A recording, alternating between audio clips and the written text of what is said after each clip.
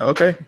Well, today we're going to be bringing you a quick shot of UFC 214. We're going to be talking about the breakdowns, we're going to be talking about our predictions, and we also have a message. But before we get into that, I'm going to have to say my name's G, and I am welcoming you to the Soul of the Fighter podcast. And we also have our other usuals as well. Go on ahead and introduce yourself, guys. Okay, well, I'm True Temper Rocket, and I'm just playing along here. Good evening, all. This is Cyrus Stark. Welcome to our quick shot episode. We're just going to be breaking down tonight's card. It's already started. It started with a beautiful knockout by Drew Dober on Josh Berkman. Basically, we're going to give you guys our final thoughts, our breakdown, our reactions to this week's awesome content, and fight predictions. So I hope you guys enjoy it and enjoy the fights.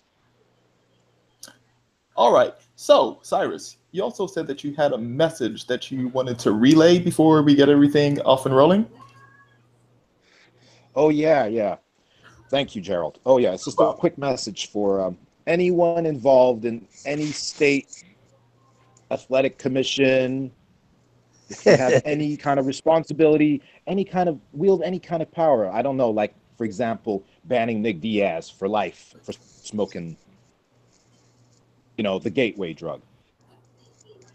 Well, from the bottom of my heart, if you had anything to do with allowing this McGregor nonsense, a pox on all your houses, I hope you guys die of venereal diseases in front of your children and your families. There you go. It's a little bit rough, but I think we understand where you're coming from. But, I'm an emotional person, so there you go. No, but seriously, they banned Nick Diaz for life for smoking weed. When, by the way, there's like 99.9% chance that he was actually clean that night. The two tests in professional labs came back clean, and the one jinky one came back positive. They completely ignored that evidence, but then it's okay for some rent boy to fight possibly the greatest boxer ever. Well, in my humble opinion, the greatest boxer that's ever lived. I'm talking about McLeprechaun here. He's never even laced up for an amateur fight, and it's absolutely okay. And the reason being, the brilliant and insightful reason was they saw him hitting pads, and they were impressed with his progress. Hitting pads. Yeah. So yeah, I am a little, but this is nothing against Mayweather or anything. Like, the guy asked, he got what he wanted. But I mean, like, these guys are there to stop things like that happening. Like, I have no problem if two people want to fight, they should be able to fight wherever, whenever they want. But it's going to be an official fight is just a disgrace. They've disgraced two sports. Well, can I ask you a question, Cyrus? Yeah, go ahead. Go right ahead now. Well, the question I'm gonna ask is, why do you think that the Nevada Commission sanctioned the fight? Oh, that's a great question. Let me think. Ka-ching. Well, money, right? That's the answer that I was looking for. Right. No, and also we have to hold the undefeated experienced fighter Mayweather. We have to hold him culpable here too. No. I'm not saying that the Nevada Commission is alone in this. I'm saying all the big players, and that's Mayweather, that's McBallsack, and that's the UFC, and the commission. Those four entities are all responsible for this. Well, if I end this fight live, I have to hold myself responsible because I'm participating as a spectator, which is the least guilty, whatever you want to call it, the least responsibility. But Uh-huh. the way I see it is, yeah, no, definitely. Dana is disgracing his own sport with his nonsense. I mean, he's been disgracing it for quite a while. McLeprechaun as its biggest star, not its greatest fighter, but his biggest star. He has a lot of power. He has all the power that Dana gave doing that. But I mean, I expect that from him because he's not a martial artist in my.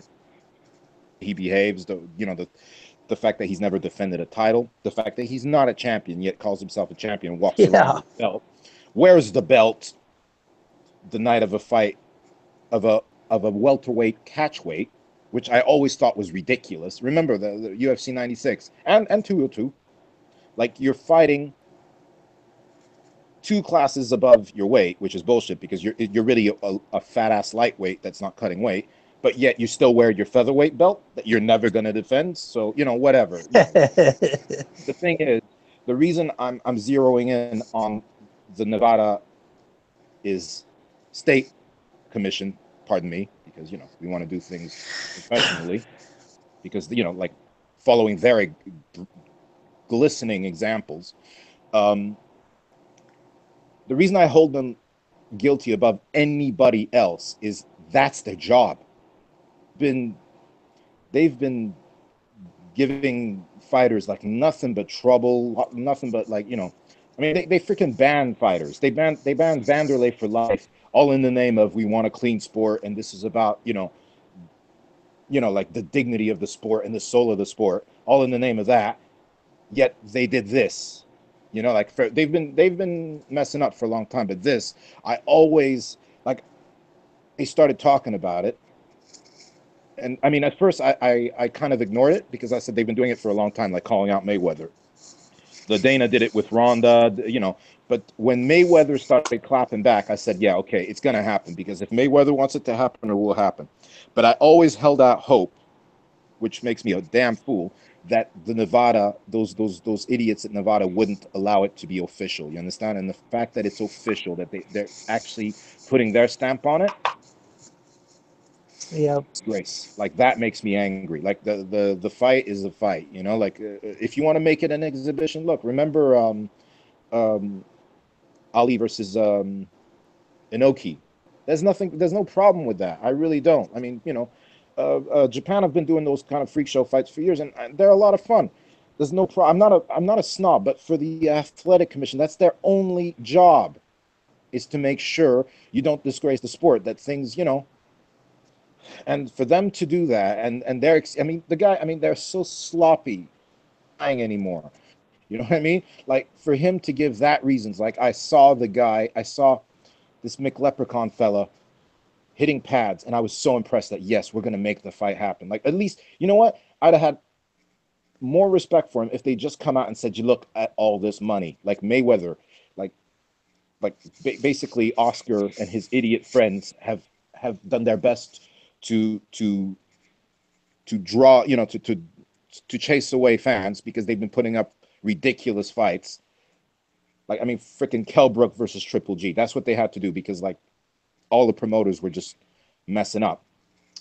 So I get it. Like, they needed the money, and Floyd, it's hard to pass up that much money. So that I understand. I'm not that judgmental, but for them to just, it's like everything wrong they could have done, they did, and they found a way to sink even lower. So it's just like, you know what, go.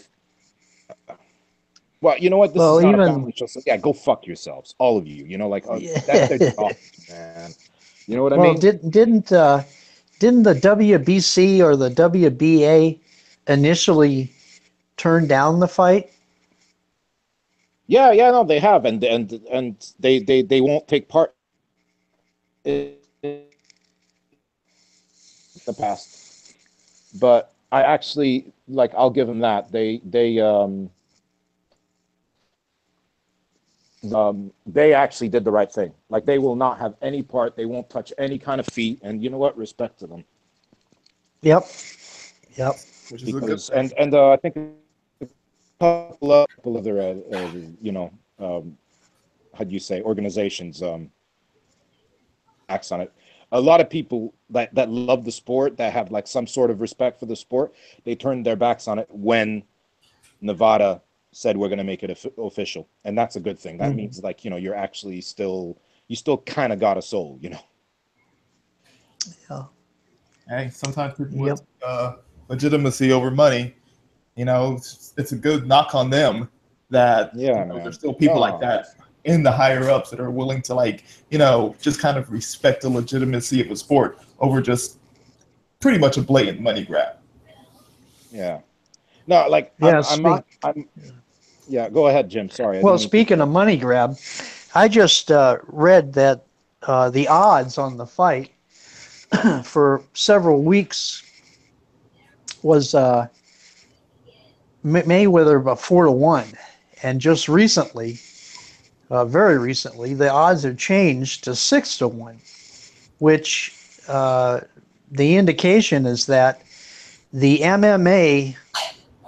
uh, MMA fans, that are driving these small bets on McGregor, they're starting to dry up, Yep. and the big money Yeah, the hard bets boys. and the big money bets on Mayweather are starting to come in, and also the ticket sales are not doing good either. Yeah, that's what we heard. No, that doesn't surprise me. That doesn't They've got surprise me. But that's not. thousands of venue seats that they haven't sold yet. Yeah, well, there's some tickets that are. Remember, like that's what they do. They they the MGM Grand. Is it the T-Mobile Center? Because they keep on changing the name. Is it the it's a T-Mobile Center? Or is it it's a okay? T-Mobile. Whichever one it is. Okay, the T-Mobile Arena. They all do it. What they do is they take, I think, something like 30% of the tickets, and those go to the whales, to the guys who have like $250,000 worth of credit, right? So they Yeah, get their tickets right away. The yeah, rest they go through third parties. Third parties means that the prices go up even higher. I mean, they're expensive to begin with. Like yesterday, some guy bought 5 tickets for $250,000 a piece, and he was happy about it. So you know what? Like if you enjoy getting ripped off, fine, But um, the thing is, that's what. So of course, people are gonna. So what happens is, if you're smart, you wait, you wait, you wait, or if you know somebody, in Vegas who knows people, you wait till the last minute, and then that's how you get your tickets for. Like my friend, he's one of my neighbors, and he's related to an ex-professional fighter, and that's how he got his tickets. He got his tickets for a good price. That's how you do it, because they'll drive the prices really high. It's a typical thing, and like basically they're just fishing for morons, and there are a yeah, lot more than you think. So all the morons are gonna, like you're basically weeding out the fools. The fools are gonna pay like ridiculous money, and then at the last minute they'll drop the prices by I don't know how much, and then they'll fill up the stadium. But anyways, the yeah, tickets are not the way they make money. Like Mayweather could not give a shit about the gate. It's the pay-per-view. yeah, It's the closed circuit. That's where the real money is. Pretty So much. I'm not sure they're gonna break the all-time record. Like the all-time record is between 4.6 to 4.7. I think they have a chance, but the thing is, it's a double-edged sword because they're gonna get all the Tom, Dicks, and Harrys, who do you UFC, or those amazing longtime boxing fans will ask you, in all seriousness, like to spin back fist, you know. I swear that actually happened on live TV. This guy's like, yeah, I've been watching boxing for 30 years, and I don't think Mayweather is gonna lose. But I just have one question: is McGregor allowed to use the spinning back fist No, he technique? is Because not. then I think itching. allowed to You know use what I mean? what? Like, The no, spinning this back. guy came on TV Oh, yeah, he asked dumb questions. boxing, and he's like giving expert opinion on like who was going to win. He was saying, I don't think Mayweather's going to lose. He's just too good. And then like he got like that look in his eye when you get really really confused when you weren't very smart to begin with. And he, in all seriousness, he looked straight at the camera and asked, "Do you think is McGregor allowed to use the spinning back fist technique?" Yeah. This is a guy who says he's been watching boxing for years. So, like I said, like, you know, there are morons everywhere, man. Crazy. By the way, check out my Idiots and Morons Incorporated page on Google Plus if you're interested. It's pretty fun. All right, cool. Well, before we get too They far, walk among us. Yeah. let's get down to the predictions and breakdowns. I mean, we're going to talk about like what the top three fights, the top three championship fights, and everything like that. And I mean, I will go ahead and give my predictions real quick, and then Awesome. all right, I come on, we all know Cyborg's going to win. Like, do we have to play the game? Do we have to make it seem like this is a fair fight? That this is going to turn out to be some amazing back and forth? Cyborg is going to win. Let's be honest. Mm. I don't know any other way to spin that, any other way to just make it what it's not. So we all know what she's going to do. She's going to go in there and she's going to show her basically way more advanced striking skills. And she's just too fast, too strong, and Tanya Evinger is going to have to grit it out. There we go. And then for Maya Woodley, Woodley is possibly going to take this fight as he has too much knockout power. He's too athletic. And a lot of people forget that Tyron Woodley is amazing on the ground. His credentials are too good to lose in a spectacular fashion to hold on. I think she disagrees with you, Gerald. I think she does too. But yes, it's just too even on the ground between Woodley and Maya. And Tyron Woodley just has too many tools to not win this fight. And the last fight, Daniel Cormier versus John Jones. We've already broken this fight down multiple times before. Millions of people have broken this fight down. Daniel Cormier is in the talks for the greatest of all time, and he's going to do what Daniel Cormier does. It's the same thing he's been doing since Strikeforce. He has a little bit of improved striking throughout this whole entire thing, but it's going to be the same fight. This time, only with John Jones still coming off a long layoff and possibly looking a little bit non-aware as he did with Owen St. Preux. So it kind of evens out in that aspect, but I'm still going to give it to John Jones because, I mean, what can you say? The guy is already in the top for the greatest of all times, and he just has too many overall skills and physical qualities that gives him the advantage over Daniel Cormier. So I'm picking John Jones to win.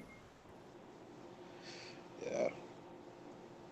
Almost impossible to pick against Jones until somebody beats him, you know? It's like, you know, like any dominant champion, like what, Mayweather? Well, I think in this fight that the only thing that's going against Jones is his ring rust, and that's it. Yeah. Otherwise, I see him winning by unanimous decision over Cormier. Yeah, I just like to see to make this one comment because that's something that really irks me. It really grinds my gears. Like I know it wasn't performance of John Jones, you know, like the destroyer, but his performance against Owen St. Preux wasn't terrible. It was just okay, yeah, there was obvious ring rust, but ring rust or not, the guy won every single round. And I think he won every single minute still, even being rusty and not looking at his freakish best. Like there's like any MMA fighter out there performance. You know what I mean? Like he controlled Owen's forearm was broken like in from the first round or the second round. So like it's just one of these things like people love throwing that out there. Like I understand it wasn't his greatest performance. It wasn't even a vintage performance, and maybe it was his poorest performance in a title fight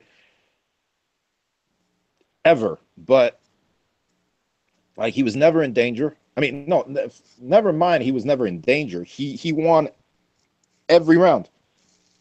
So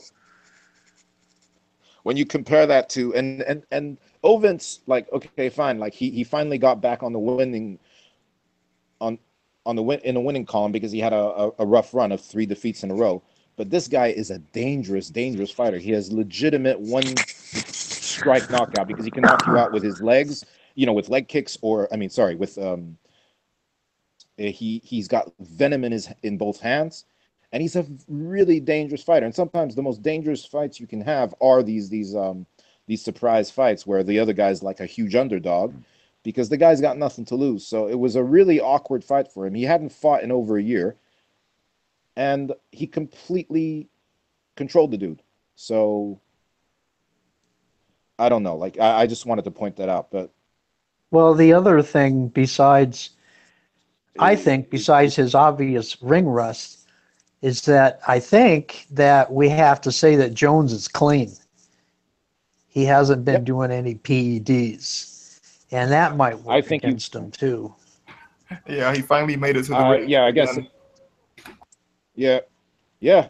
To be honest with you, I'm one of those people who believes that he was always clean. I actually believe his performance enhancement dick pills story. Like, I always believed it from the off. I never doubted that he was that his word when he said I never took PEDs, knowingly took PEDs, because I don't know, it's like you'd have to be the biggest idiot if you've got his talents, you're built like him, and you still need to take PEDs. Like, it's like you're the biggest loser. You just want, you just want to be, I don't know what to say. If like you have these physical talents, you're the best, possibly the greatest unarmed fighter that's ever lived, and you still want to take PEDs. Like, I don't know what to tell you. So Well, like John I Jones. think there's a difference. I think there's a difference in the way that he looks. His body, the way his body looks. His body today doesn't look nearly as toned as his body did before he was suspended. So I have I, to I have to I to disagree with you there, man. Like, he looks better than he ever has to me. Like, maybe I'm looking at the wrong set of photographs. And yeah, I think you are, because there's a lot of people who post photos and they're not dated properly or whatever. Now, to be honest with you, John Jones, like in back in the day when he first won his title, he was known for getting completely. I mean, he's got good genes, so he was never fat, but he'd get completely out of shape between fight camps, between bouts, and I mean, he was never fat, but he'd get a little soft. He'd get a little pudgy. uh-huh. But then he started, getting into bodybuilding, like heavy weightlifting, and then he got jacked. But like yesterday, like just ever since he got his latest suspension, like, I've never seen him look this good. It's not just like he's jacked. It's he's how do you say? He's ripped. He looks like Bruce Lee, for Christ's sakes. I mean, I don't know, what do you think, Gerald? I mean, I just, like you said, I believe that he has good genetics anyways and everything. And even when he's fat, he still looks like he's in shape. So with He his, does. yeah, with his, even his off seasons and everything where he just loafing around and just looking fat, he's still skinny. He's still in shape. And I mean, really, he wouldn't need PEDs for any of that. And then the time when he started taking supplements and he started doing these bodybuilding shows, like you said, like he looked like a bodybuilder. He looked like he could almost be bigger than Brock Lesnar himself. And that is a hard thing to do. But he was able to do it. And that's Yeah, with legal supplements. I really enjoyed his call out of Brock. Yeah, that's Like, gonna awkward to say, yeah, I used to take PEDs. I'd believe him. yeah. I mean, it is what it is. And I'm telling you, people are still gonna watch. That's just how it goes. Let's not all, like, try to avoid avoid that. People are still going to watch if that fight happens. Like Brock Lesnar could pop hot 2 or 3 times, and they could bring him back to fight John Jones. It's going to do a million pay-per-views. Easy. I think so too. This is MMA's answer to Muhammad Ali, Joe Frazier. Like, it's this big, it's this good. This fight is, I mean, arguably it's the greatest, most important title fight in MMA history. That's how huge this fight is. And I don't do I forget the word, Jesus. But I don't do hyperbole, but this is really huge. This is a historic fight. And like, fingers crossed that we'll have a historic performance tonight. But I mean, like, I did things before. Oh yeah, through time to send you the right pictures, and then you tell me what you think. But I wanted to add 2 things. There's 2 other fights that are going to be awesome. There's Donald Cerrone versus Robbie Lawler. Yep. Or Robbie Lawler versus Donald Cerrone. I'm looking forward to that one. I think that's going to be the best fight. Yeah, very. I mean, it's overwhelming favorite for fight of the night, performance of the night, whatever you want to call it. And there's another great fight potential. I mean, no, it's going to be a great fight. It's Jason Knight, aka Hick Diaz, versus Ricardo the Bully Lamas. You guys, you don't want to miss it. That's the headline of the prelims, and it's going to be awesome. I mean, I don't know if you guys have ever seen. Our listeners have ever seen Jason Knight, or I mean, Jason Knight's the new kid on the block, but Ricardo Lamas has been at it for 10 years. That guy always brings it. He's never in a boring fight. But Jason Knight is just to me, he's like the Donald Cerrone / he's a hybrid. He's a hybrid of Donald Cerrone and the Diaz brothers. He's full of piss and vinegar. He just loves wreaking horrible violence on his opponents, but he's awesome. And like, you put those 2 in a cage together, it's gonna be a masterpiece. So you don't want to miss that. So I just wanted to add that. Like, we're how'd you say, concentrating on the 3. We're focusing on the 3 title fights, and rightly so. But I don't want to leave those 2 out, because, like, if you're a fan of fighting, you're a fan of these kind of fights. Definitely agree. So I mean, Temper, do you have any pretty quick predictions, real quick? Who, me? Yeah. Well, I think Jones is going to win. Okay. I think by unanimous decision. And of course, Justino, I see her taking out her opponent in the 1st or 2nd round. And between Lawler and Cerrone, I don't know who. I think I'd probably favor Lawler a little bit, but that could go either way. And Maya and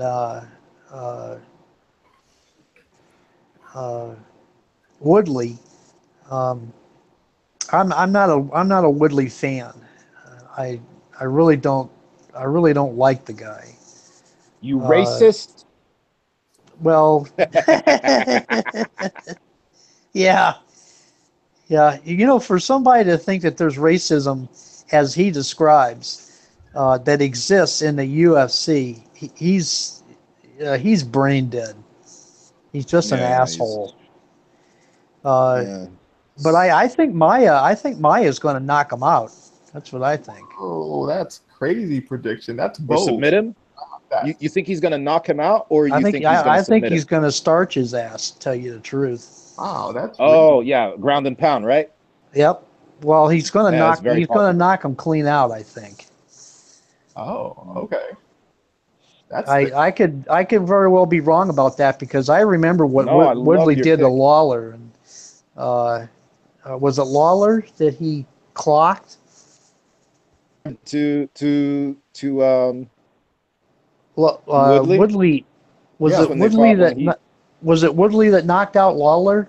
Yep. Yeah. Woodley knocked out Lawler to win the. Yeah, I was completely and totally title surprised. Shot he never earned. I was surprised about that. So Woodley, yeah. I mean, I just don't like the guy. I don't think he's good for the sport, to tell you the truth. Okay. He's annoying, man. He really Well, yeah, is. at But least he's like at least annoying, and he's a troublemaker. He makes the kind of trouble that any business doesn't need, and that's racism. That's bullshit. I don't like people that play around with that crap. That is indicative of people that don't have any idea what they're really doing by saying that kind of thing. yeah, LeBron James of MMA. Well, I don't want to get into that, but well, I don't think much of LeBron either. No, it's funny. Like, I would love to. I would love to see Woodley just laid out flat. oh well, all you have to do is get on Fight Pass and watch Marquardt versus Woodley. Yeah, that's true. That is very Or true. if you're a fan of him just getting his ass handed to him for 3 rounds, Woodley, Rory McDonald, Red King McDonald, Yeah. teach him a thing or two about fighting. It was one of the greatest performances. He didn't knock him out, but he schooled him for 3 rounds, took him down Isn't repeatedly. McDonald with Bellator now? Yeah. That was his Yeah. 14. I remember that fight Yeah. vividly Uh-huh. because I loved that fight. But like, it's funny you talk about done with fight predictions, or do you still have? You have a few more. Yeah, to go. Okay, those 4 fights were the only ones that really concerned me. all right. Makes All right. sense. Makes sense. Well, I mean, those are pretty much predictions and everything, and I guess our own little miniature versions of breakdowns. So, I mean, does anybody else have anything to say? Yep, Not me. right here. I'll just give my quick my predictions. I've got if you guys listen to the show, you know how I feel about DC. I love the dude. I have nothing but respect for him. Like I said, Jones ever until somebody beats him. And I've got Jones, and I don't believe it'll go the distance. I think there'll be a stoppage. I'm not going to predict whether it's by knockout, TKO, or submission, but I think Jones stops him. And I've got Maya versus Woodley. I believe Maya is going to take his belt. Uh-huh. By racism, of course. And I've got Cyborg. I don't know what round, because the thing is, like, I mean, first of all, like, it's amazing. Like, she's finally fighting for a title she should have been fighting for years ago, but they still found a way to disrespect her and to disrespect both ladies, really, because this is her first title fight in the UFC, and she's fighting a bantamweight. So when she eventually wins, which I believe she will, people are going to start saying, "Oh yeah, she fought a bantamweight." You know how it works. And Yep. poor Tanya Evinger deserved to be in the UFC from day one. As soon as they said women could fight in the UFC, she should have gotten the call. I mean, she's been amazing. She started out like, she fought all the best, so her record at first wasn't that good, but she fought the best girls. It's like that other Invicta chick who's going to fight for the Invicta bantamweight title, Raquel Paului. Like, her record doesn't look that stellar, but she's fought every monster you can imagine. I mean, she's fought the Sarah McMahons of the world. She's fought the, I think, if I'm not mistaken, she fought Tanya Evinger. Well, let me ask you this. Davis. Let me ask you this, Cyrus. Is Evinger, is she tits and ass? No, not at all. Oh, okay, then that's why the UFC, that's exactly why Dana didn't want her. He can't sell real fighters. He only knows how to sell tits and ass. Well, nowadays that's so true, man. It's a sad thing because he used to. It is true. I'm not being funny at all. I'm being factual. No, I know. No. You've said it plenty of times, and you're absolutely right. That's the problem nowadays. It's like, it's all about like, it's basically the UFC has gone full emo or hipster.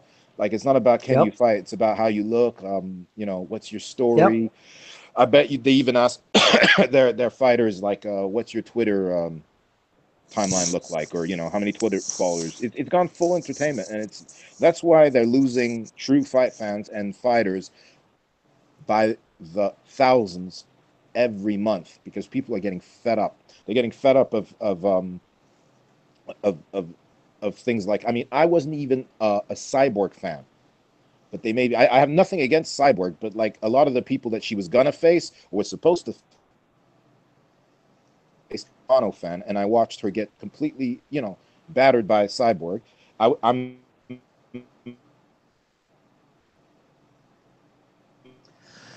honest. Ronda has the ability to beat her, but be a fan of yours is if you get dragged through the mud the way they did that. That's disgusting what they did to Well, Cyborg for, you and haven't then even brought up the Reebok deal yet either. yeah, no, I'm not going to do that tonight because this is a quick shot. Yeah. So, but you know, like no, we can do that again. Like I do, we'll do it every main episode, but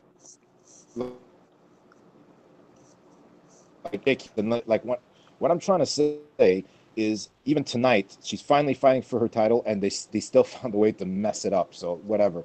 But yeah, I've got Cyborg. I'm not going to call which round because Evinger is so tough. Like there's actually a chance that it goes 5 rounds. That's how tough Evinger is, and there's a big part of me that's rooting for Evinger because like, can you imagine? That's her first fight in the UFC, her first fight, and she's fighting for the title against the scariest woman in MMA history. Like that's just nonsense. But you know what? I'm so proud of her. Respect to that woman. Respect to both women. This is gonna pick. I can't pick between the two of them. And yeah, I'm not gonna pick Lamas versus Jason Knight either. But you know, oh, I'll make one pick. Another pick. There's another light heavyweight fight that's going on, and apparently, if like it's for like kind of some sort of number one contender bout.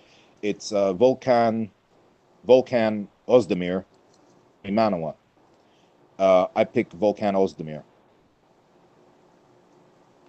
I believe Volkan Ozdemir wins tonight. Like he upsets him. This is his third or fourth fight in the UFC, and every fight he's had in the UFC, he's upset. You know, like way higher ranked opponents than he is. So like I'm just gonna go for another upset. Like what he did to Serkinov. his last opponent. Yeah, Serkinov, who I'm really high on. I'm still a fan of, and I still believe that he's gonna fight for the title one day. Was just amazing. And this guy is like, he's got ice in his veins. He doesn't talk trash, but man, can he hit. And he's like, the thing about him is he's very calm. So you always have to be wary of those guys. So I just have a feeling he's going to shock the world yet again. Pinov is actually a better fighter than he's a much more complete fighter than Jimmy Manawa. So if he can do that to Serkinov, I believe he can do the same thing to Manawa. So Okay. there you go. Those are my picks. All right. Well, I mean, I guess that's our predictions for UFC 214, or predictions and breakdowns. Does anybody have anything to say? Because we are about to go. No, I have nothing more to add, but except that I enjoyed this discussion with you fellas. Hey, we enjoyed having you as well. Guys, hope you enjoyed this quick shot. And yeah, it was a lot of fun to do, and the history will be made tonight. All right. Well, everybody out there watching, enjoy the fight, enjoy history, and until next time, this is Solo Fighter, Jim, and Cyrus, and we will be catching you the next time. Don't forget to join us. All right, we're out.